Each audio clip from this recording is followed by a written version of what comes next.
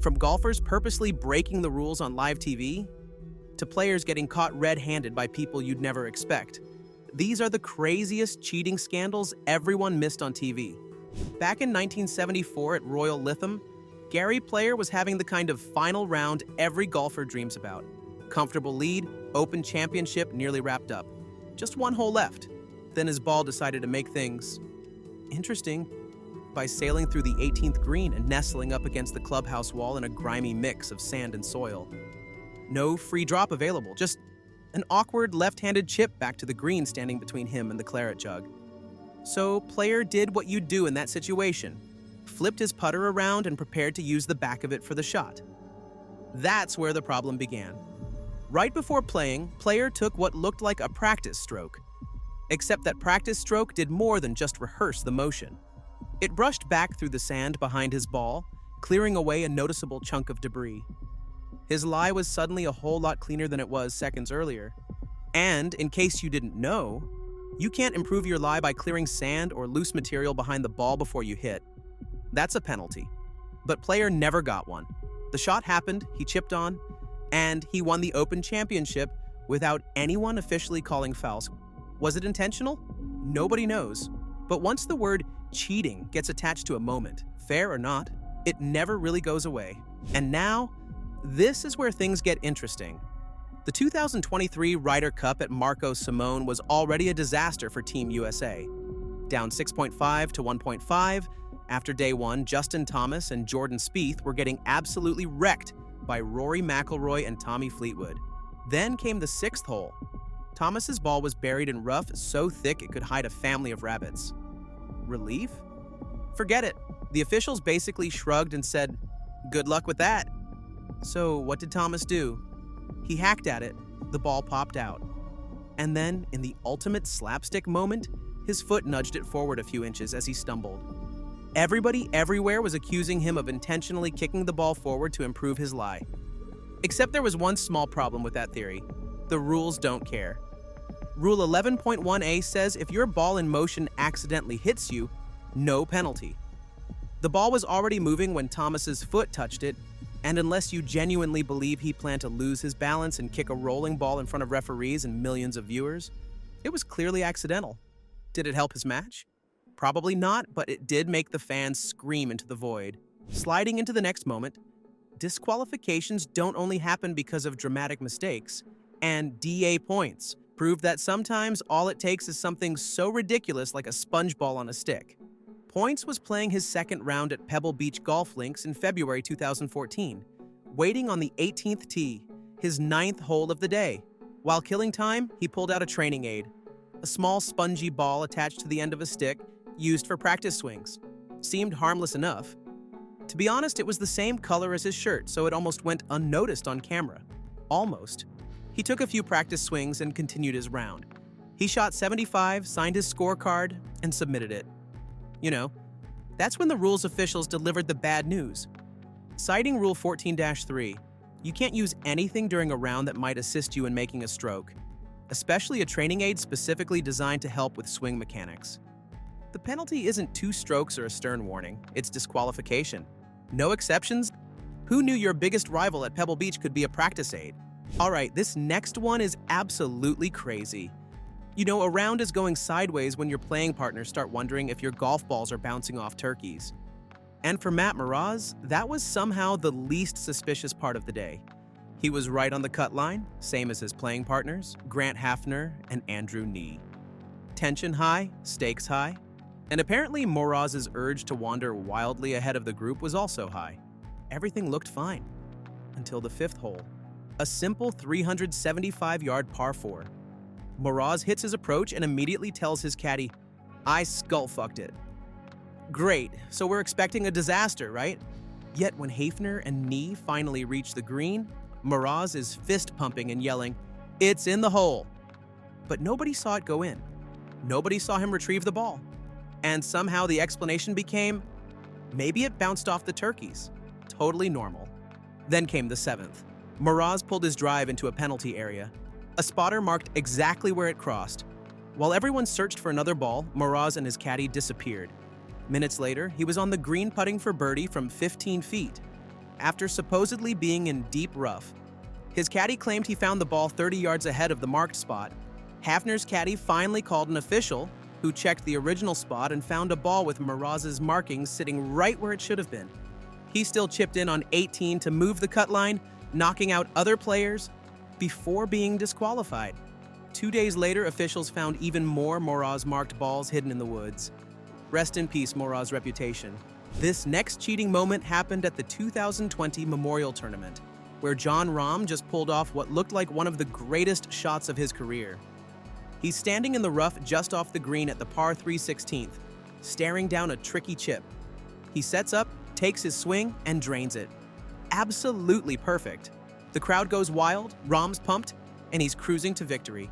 Except there's a problem nobody saw, including Rahm himself. As he addressed the ball, it moved, just barely. We're talking the tiniest oscillation you'd need to zoom in on slow-motion replay to even catch. But the ball moved, and in golf, that's all that matters. You didn't replace it, and now you're getting penalized with two-stroke. That amazing birdie, now it's a bogey. Rahm's 5-stroke lead over Ryan Palmer just shrank to 3. To his credit, he didn't argue. He looked at the footage, accepted it immediately, and moved on like a professional. The wild part? Rahm still won. He became world number 1 that day. But what should have been a flawless victory moment came with an asterisk. Not because he did anything wrong, but because golf's rules are that precise. Ready for the next shock. Now, half an inch doesn't sound like much. On a basketball court, in a parking lot, measuring furniture, it's nothing. But on a golf green, facing a 2.5-foot putt that could decide a tournament, half an inch is everything. Mark O'Meara marked his ball on the 15th green. During the final round of the 97 Trophy Lancome, he lifted it, then placed it back down. Except when he put it back, the ball sat about half an inch closer to the hole than where his marker indicated. A tiny shift. Almost unnoticeable. O'Meara tapped in the putt, finished his round, and won the tournament by a single stroke over Sweden's Jarmo Sandelin. Okay, so what was the problem? Glad you ask. Miles away, a television viewer was paying very close attention. They caught the ball placement on camera and contacted Sandelin. And months after the tournament ended, Sandelin wrote to O'Meara asking for an explanation. O'Meara's response was that he hadn't intended to gain any advantage. And since the tournament was over, the result stood. But Sandelin wasn't satisfied with that, so he went public with the story and demanded O'Meara hand back the trophy and prize money. Eventually, O'Meara admitted he may have unintentionally broken the rules on his way to winning, but the trophy and the money stayed with him. That's how the O'Nearer nickname was born. Next moment, and it's a big one. Exhibition golf is supposed to be easy money. Show up, hit some shots, collect a check. But at the first ever Skins game in 1983, Tom Watson and Gary Player turned a friendly round into one of golf's ugliest disputes. And it all came down to a single leaf. The 16th hole, a long par 3, had $120,000 on the line after 3 carryovers, more than the Masters winner earned that year. Watson was in for par, Nicklaus still had a chance, Palmer was out, and Player sat 60 feet off the green preparing to chip. As he set up, Watson noticed Player brushing a leaf behind his ball. If the leaf was loose, fine. If attached even slightly, that's improving your lie and it's illegal. Player chipped to 8 inches and made par. The money carried over to the next hole, now worth $150,000. Player made birdie and pocketed the prize. Watson left Arizona with $10,000 and a burning sense of being robbed. After the round, Watson confronted Player in front of Nicklaus and the rules official. Player insisted the leaf was loose. Watson didn't buy it.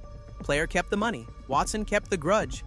And golf kept asking, was it really just a leaf? Next chapter. You won't see this coming. TV viewers are the worst nightmare of cheater players, and because nothing is worse than getting caught because some eagle-eyed TV viewer in Canada had nothing better to do on a Friday afternoon than call in and report you.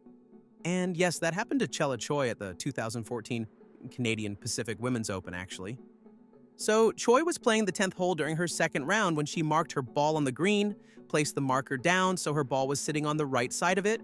Standard procedure, she picked up her ball, cleaned it, and then replaced it. Except when she put it back down, the ball was now on the left side of the marker. Not by some microscopic amount either, an inch or so. enough to improve her position, which is a textbook violation of Rule 16-1B. A television viewer watching the extended Canadian broadcast noticed it, called it in, and the LPGA officials went to work. 2-stroke penalty. That penalty would drop her below the cut line by exactly 1 shot. Choi refused to accept it, even with all the evidence. She disagreed, wouldn't sign her scorecard, and packed up and left. To this day, no one knows exactly what her reasoning was. All we know is that a TV viewer with too much time and a telephone ended Choi's tournament faster than any bogey ever could. Next up, you'd think after decades on tour, you'd have every possible mistake cataloged in your brain. But golf has a way of finding new methods to humble you. And Ben Crane discovered that during the 3rd round of the 2025 Corales Punta Cana Championship. Crane had made the cut comfortably, rounds of 69 and 71, and was looking to climb the leaderboard over the weekend.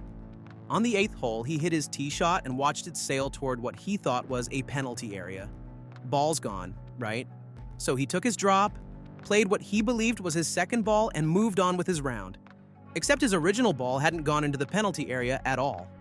It had hit a rock and bounced back into the fairway, just sitting there, waiting for him, while Crane played a completely different ball, thinking he was following procedure.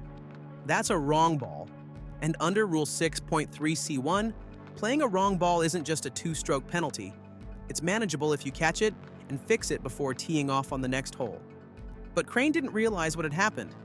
He walked to the 9th tee and hit his drive. That's when the mistake became irreversible. Disqualified. To Crane's credit, once he realized what had happened, he announced his own disqualification. A gentleman, after all. All right, here's where it gets weird. Most cheaters in golf try to be subtle. A nudge here, a half-inch there, something you might miss if you blink. David Robertson had a different approach. Go big or go home. Back in 1985, Robertson, a 28-year-old Scottish pro and former British youth champion, was grinding through his round when his caddy, Paul Connolly, noticed something off. Then he noticed it again, and again. By the 9th hole, Connolly had seen enough. He handed Robertson's golf bag to a replacement and walked off the course in disgust, later saying, "I couldn't stand what I was seeing." What exactly was he seeing? Robertson moving his ball marker, not by an inch or two, but by up to 10 feet closer to the hole, multiple times. At least 5 instances during the round, according to Connolly. Tournament officials disqualified him on the 14th hole, but the punishment didn't stop there. The PGA European Tour handed down what they believed to be the most severe penalty in golf history, a 20-year ban extending until 2005, plus a £20,000 fine that Robertson never paid. Impressive? Yes? Here we go next. There are bad ways to get disqualified from a golf tournament. And then there's getting disqualified because you were too sick to check your scorecard. Second round of the 2024 Genesis Invitational at Riviera, and Jordan Spieth was actually doing good. But then things went sideways on the par 3 4th hole. He made a 4, signed for a 3, and immediately realized he had a much bigger problem than his score. He was sick and desperately needed a bathroom. Spieth rushed off the course, left the scoring area, and never had a chance to correct the error before his card was validated. And, signing an incorrect scorecard is an automatic disqualification. Doesn't matter if it was intentional, accidental, or because your body staged a rebellion. The error stood, Spieth was out, and at least he took full responsibility for it. Now listen, the whole situation was so absurd that the PGA Tour actually changed its policy because of it. Players now have a 15-minute window to return and correct scorecard errors even after leaving the scoring area. If you're in the bathroom dealing with an emergency and someone spots the mistake, you've got 15 minutes to fix it once you're back among the living. It makes sense. Scorecards shouldn't be punished for what the intestines decide. All right, time for the next twist. What's the easiest way to ruin your US Open dreams? A bad bounce? A missed putt? A meltdown on the back 9? Not quite. Ask Nick Barrett, a 31-year-old UPS driver from Maryland, who learned that sometimes all it takes is a hot dog and a back pocket. Barrett showed up at Woodmont Country Club for the 2025 US Open final qualifying stage and shot a solid 73 in the first round. Not spectacular, but promising enough to keep his dream alive.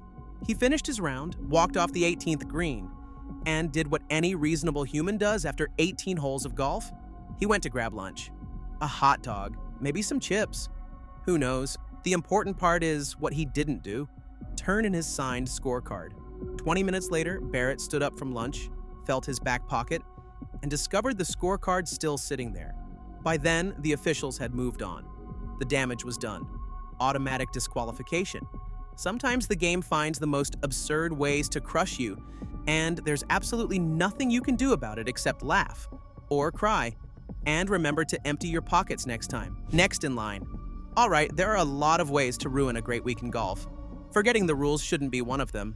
But here we are. Ana Pelaez Trevino was having the best week of her career at the 2024 AIG Women's Open at St. Andrews. The 26-year-old Spanish rookie shot 72-74, sat at 2 over, and was safely inside the cut at a major for the first time. Everything was smooth until her caddy, Miguel Evangelio Gomez Escolar, decided to whip out a rangefinder on the 10th hole. One slight issue: rangefinders at the AIG Women's Open are about as legal as bringing a chainsaw to the tee box. The RNA bans distance measuring devices. First offense, 2 strokes. Second offense, disqualification. He used it twice, once on 10, again on 18. Ana was disqualified before she even knew anything had happened. If he'd only done it once, she eats 2 penalty shots and still makes the cut. But 2 uses, automatic DQ. No debate, no grace, just heartbreak. When your caddy knocks you out of a major, your choices are pretty simple. Get a new one or hold a very direct meeting titled, "Do not touch that." Next, let's be real. When you're a major champion with 8 PGA Tour wins under your belt, getting disqualified from a tournament probably isn't on your list of concerns, especially not at a course where you'd already won before. But in 2022, at the Memorial Tournament, Hideki Matsuyama learned that even the pros can fall victim. Matsuyama arrived at Muirfield Village in Ohio ready for another solid week. His equipment technician, trying to be helpful, had applied a thick white substance to the face of his 3-wood as an alignment aid. Think whiteout, that correction fluid you use to cover up mistakes on paper. Except this time, the mistake was using it in the first place. The problem? That much substance doesn't just help with alignment, it can alter spin rates and ball flight characteristics. And under the rules, that makes the club completely illegal. Matsuyama had no idea. By the time they caught up with Matsuyama at the second tee, the damage was done. Had he simply been carrying the club without using it, he'd have been fine. But he'd already hit it off the first tee, 1 swing. That's all it took. Disqualified on the 10th, for a player who'd won the Masters just a year earlier, it was a brutal way to go out. Moving on. Now we're at the final round of the 1995 Honda Classic, and J. Don Blake is grinding through his round when his ball came to rest in a patch of grass that refused to cooperate. Thick, uneven, practically mocking him from the ground. A clean shot was out of the question. At least that's what anyone watching would think. But guess what he did? Right there, Blake reached down and gently tapped down the grass directly in front of his ball. Like a deliberate little press to flatten the area and give himself a cleaner path. In golf, that's about as subtle as robbing a bank with the security footage running. The rules are pretty clear on this one. You cannot improve your area of intended swing. Period. Officials slapped him with a 2-stroke penalty, and that was that. Except it wasn't really that simple, because plenty of fans and analysts looked at what Blake did and said the same thing. How is that not a disqualification? A 2-stroke penalty feels almost polite when you're watching someone openly improve their lie. Still, he just served his penalty, finished his round, and nothing more. Here we go, this one's unexpected. Think you've had a rough round? Imagine adding 58 penalty strokes and having no idea you were doing anything wrong. We're at the 2019 Senior LPGA Championship in French Lick, Indiana, where Leanne Walker is about to post the highest score in professional golf history. Not because she played badly, because she didn't know the rules had changed. Walker hadn't competed in an LPGA event since 2011. In that time, golf introduced a new rule banning caddies from standing behind players while they line up putts. Seemed straightforward enough, except nobody told Walker. So for her entire first round and half of her second round, her caddy did exactly what caddies had done for decades. Stood behind her, helped her line up, and moved aside before she putted. Over and over and over. Midway through the second round, another caddy in her group noticed and informed Walker she was violating the rule. Guess what? 2-stroke penalty every single time it happened. Walker immediately went to an official, admitted what had been going on, and asked what to do. The answer? Count every instance and add the penalties. 58 penalty strokes for something she had no idea was against the rules. Next chapter, and it's a wild one. Your first tournament as a professional golfer should be about one thing: proving you belong. For 16-year-old Michelle Wie at the 2005 Samsung World Championship, it was supposed to be her coronation. Instead, it became a masterclass in how quickly everything can unravel over a few inches of grass. Wie was the phenom, the future of women's golf, the player everyone expected to dominate for the next decade. The Samsung World Championship was her announcement to the world: I'm here, I'm ready, and I'm cashing checks. But the seventh hole came. Her ball landed in a bush, awkward but manageable. She took an unplayable drop, chipped to 15 feet, saved par. But Sports Illustrated's Michael Bamberger, covering the event, noticed something off about that drop. After the round, he measured the drop himself. The next day, LPGA officials reviewed it. We had placed the ball about a foot closer to the hole than allowed. The penalty? Disqualification for signing an incorrect scorecard. Her $53,126 payday evaporated instantly. We said it was an honest mistake, but people weren't convinced. Her professional debut became infamous for a tiny misstep that cost her everything. Coming up next, playing the round of your life at the Open Championship should mean one thing: you're in contention for a major. Now, for Mark Rowe in 2003, it meant nothing at all. Rowe was a 40-year-old journeyman who'd spent over 2 decades grinding on tour with a few wins scattered here and there, but 0 major championships. Royal St. George's was his 14th major appearance, and through 2 rounds, he wasn't exactly setting the world on fire. Opening with a 77 before steadying himself with a 70 to barely make the cut. Then Saturday happened.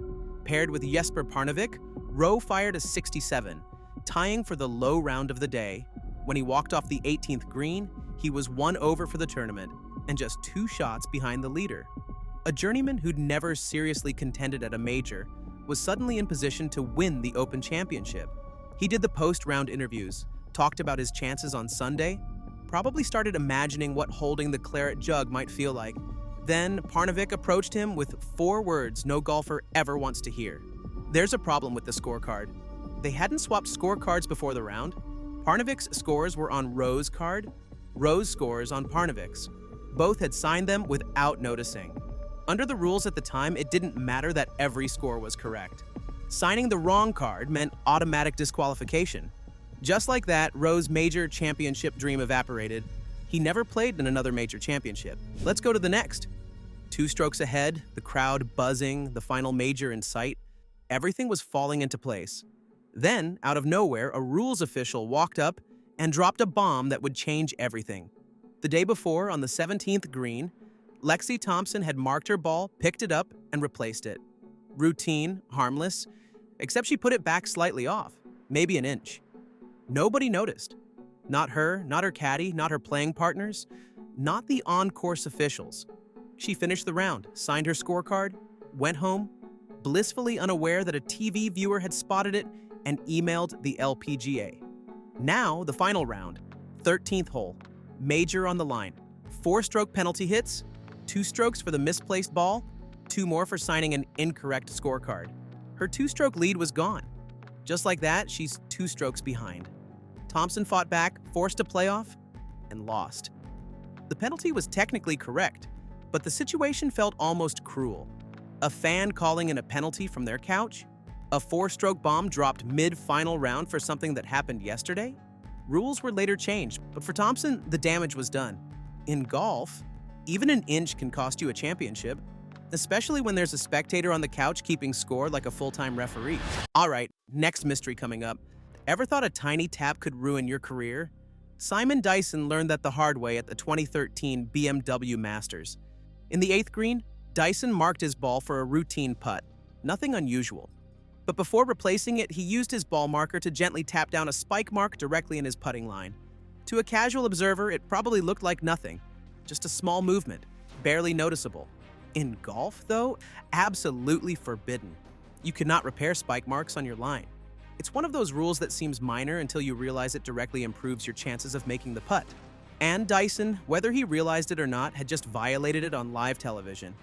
When confronted, Dyson claimed it was a momentary lapse, an unconscious action, not deliberate cheating.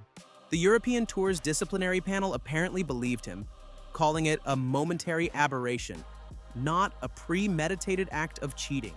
Still, belief only goes so far. Dyson was handed a 2-month ban, suspended for 18 months, meaning if he broke any rule during that period, the suspension would activate immediately. He was also fined $30,000 plus $7,500 in costs. Just like that, with a tiny tap, Dyson's name would forever be tied to the word every golfer fears: cheating. Next up, and trust me, it's nuts. What do you do when a rock the size of a small car is standing between you and a green? If you're most golfers, you take your medicine, punch out sideways, and move on. If you're Tiger Woods, you call in reinforcements.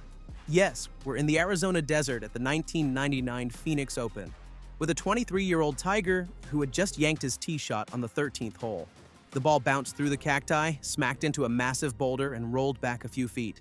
Now Tiger's staring at a rock, blocking his entire swing path. He turned to rules officials and asked the tiny question that would spark controversy for decades. "Can I move it?" The official examined the boulder, confirmed it wasn't attached to the ground, and ruled it a loose impediment, legal to move. Tiger then asked if he could get help. They just said, "You can have all the help you want." A dozen fans rushed over, surrounded the boulder, and started pushing. Absurd. It was illegal just because it wasn't cemented down. But legal doesn't mean fair. That boulder now has a plaque at TPC Scottsdale, because nothing screams spirit of the game like rolling a 1-ton rock with a dozen spectators. Okay, this next one hits different. Before the bunker incident, before the Masters win. Do you know how Patrick Reed made his first headlines? Oh yeah, let's go to where it all started. At the University of Georgia. Reed arrived on campus with big talent and bigger ambitions. But things weren't that smooth. First came the alcohol violations, 2 of them, plus an arrest for underage drinking and possessing a fake ID. Not great, but nothing that would destroy a college career. But then items started disappearing from the team locker room. A watch, a putter, $400 in cash. The next day, Reed showed up with a thick wad of bills. His teammates noticed and the whispers started. Was that all? Oh, of course not. During a qualifying round, Reed's ball landed in the rough. Bad lie, nothing you'd want to hit from. But when his playing partners found the ball, something was off. It had somehow moved closer to the fairway to a much better spot, like it had taken a stroll on its own. His teammates confronted him. Reed denied everything. But didn't matter, the trust was gone. Missing items, suspicious cash, a magically improved ball. Reed was finished at Georgia. Kicked off the team, he transferred to Augusta State, but the accusations followed. And as you might know, the pattern stuck. Before he was a major champion, he was already known for this. And that reputation never faded. Next up, this part might shock you. One decision almost destroyed a legend before his career even began. In 1985, a 22-year-old Vijay Singh was struggling on the Asian Tour, barely making cuts, desperately trying to establish himself as a professional. At the Indonesian Open in Jakarta, he found himself 1 stroke short of making the weekend after the second round. Missing the cut meant no paycheck, no points. Another week of wondering if this golf thing was ever going to work out. Then, something strange happened.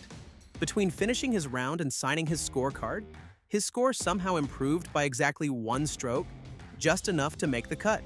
The Indonesian Golf Association wasn't buying the coincidence, so the accusation came, altering his scorecard. The evidence was damning enough that the Southeast Asian Golf Federation suspended him indefinitely. For a young pro trying to break through, this was a career death sentence, but it wasn't. He worked his way back through satellite tours in Europe and Africa, even took a job as a bouncer in Edinburgh to make ends meet. He eventually made it to the PGA Tour at age 30 and turned himself into a 3-time major champion with 34 PGA Tour wins and over $67 million in career earnings. Okay, this next one hits different. This player has a history of questionable rules incidents, so this is just one of them. Did you guess his name? Yeep, Patrick Reed. The setup, Torrey Pines in 2021. And no, the internet has never forgiven him. Okay, 3rd round, 10th hole. Reed's approach shot landed in thick rough near the green. TV cameras caught the ball clearly bouncing in the grass. But Reed had a different story. He asked a nearby volunteer if the ball bounced. The volunteer said no. So Reed marked his ball, picked it up, and declared it embedded before calling over a rules official. Here's the problem with that sequence. Once you've got the ball in your hand, Nobody can verify whether it was actually embedded or not. The evidence is gone.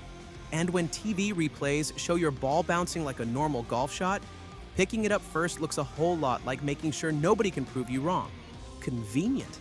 Except, oh surprise, the video laughed in his face.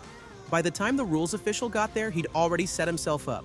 Did he just press the ball down a little when he picked it up? Or did he somehow find the exact spot where it first hit the ground? He walked off with a free drop, won the whole thing by 5 shots, but all anyone talks about is this page from his big book of cheating. Coming up next, and it gets crazier. On the golf course, anything can happen. Weather delays, a quick mark of your ball, a stroll off the green. Simple, right? But what if you come back and your ball has vanished? For Colin Montgomery in 2005, that question turned into a scandal that would haunt him for years. The Indonesian Open, second round. Montgomery's sitting in a greenside bunker when the horn sounds. Tropical storm rolling in. Everyone off the course. He leaves his ball unmarked in the sand, heads to the clubhouse and waits it out. When play resumes and he returns to that bunker, the ball's nowhere to be found. So he does what the rules allow, replaces it where he believes it was. Except the TV cameras told a different story. The footage showed Montgomery placing his ball in a spot that looked suspiciously better than where it had been sitting before the delay. At the time, no penalty. Montgomery finished the tournament, collected his $24,000 check, and that should have been the end of it. But then something curious happened. He donated the entire purse to charity. Noble gesture or admission of guilt? The golf world started asking questions. The real explosion came 4 years later when Sandy Lyle, fresh off losing the 2010 Ryder Cup captaincy to Montgomery, decided to settle some scores. He went public, calling the Jakarta incident a form of cheating. Montgomery was never formally punished, but Jakartagate stuck to him like mud on a golf shoe. Up next, something you won't believe actually happened. Ever wonder how a simple putt can turn into a live TV meltdown? Just ask Phil Mickelson. The 2018 US Open at Shinnecock Hills was brutal. Ice-like greens, furious players, and Phil, who's come agonizingly close to winning this tournament more times than anyone can count, about to lose his mind in spectacular fashion. On Saturday's third round, Phil faced a downhill putt on the 13th green. He hit it. It rolled past the hole, and then it kept rolling faster down the slope towards certain disaster. What did Phil do? Well, he jogged after it and smacked the moving ball back toward the hole. Live on TV, fully aware. Rule-breaking, yes, but also pure panic and survival instinct. Mickelson's initial response didn't help. He showed zero remorse, telling reporters he was simply taking advantage of the rules, and if people were offended, that wasn't his problem. The USGA had to step in to clarify that he wasn't disqualified. He just took a 2-stroke penalty and kept playing. But the internet wasn't done with him. 4 days of memes, outrage, and GIFs later, Phil finally apologized. My anger and frustration got the best of me. I'm embarrassed and disappointed. See, even a legend can turn a simple putt into a full-blown comedy of errors. Next up, now we're heading to the Bahamas in December 2018, where Patrick Reed found himself in a sandy waste area on the 11th hole at Albany Golf Club. He was leading the Hero World Challenge, riding high, when his third shot on the par 5 left him in trouble. What happened next would cement his reputation as one of golf's most controversial figures. Yeah, let's call him that. So, Reed stepped into the sandy area, set up over his ball, and took a couple of practice swings. Nothing unusual about that. But the cameras caught something. Twice, his club brushed the sand directly behind his ball, moving it away each time. In golf, that's improving your lie, and it's absolutely forbidden. They reviewed it and handed down a 2-stroke penalty. Reed's bogey 6 became a triple bogey 8, dropping him from 1 shot behind the leader to 3 back and out of contention. But that wasn't the end of it. Reed insisted there was no intent, claiming the camera angle was misleading and that he keeps his club far enough from the ball during practice swings to avoid exactly this situation. But intent or not, the rule doesn't care. You move sand behind your ball, you get penalized. His reputation took a beating that day, and it never really recovered. Ready? This next one is ridiculous. What happens when frustration turns into full-blown destruction on the golf course? For Sergio Garcia at the 2019 Saudi International, the answer was painfully clear. The man was having a rough week. He wasn't in contention, shots weren't falling, and his frustration was building. Then, during the third round, That frustration boiled over in the worst possible way. After several poor shots, he started slamming his putter into the greens. Not once, multiple times, on multiple holes. He wasn't trying to hide it either. Players and groups behind him noticed immediately. The greens were visibly damaged and complaints started rolling in to tournament officials. Under the new Rule 1.2a, which had just gone into effect weeks earlier, committees have the authority to disqualify players for serious misconduct. Damaging greens on purpose? That's about as serious as it gets. Officials reviewed the reports, confirmed what happened, and pulled Garcia from the tournament. Disqualified. Garcia issued an apology afterward, admitting he damaged the greens and promising it would never happen again. But his reputation wasn't cleared with just a few apologies. The day before, Garcia had already lost it in a bunker, taking angry swipes at the sand after a bad lie. But damaging greens? That crossed a line.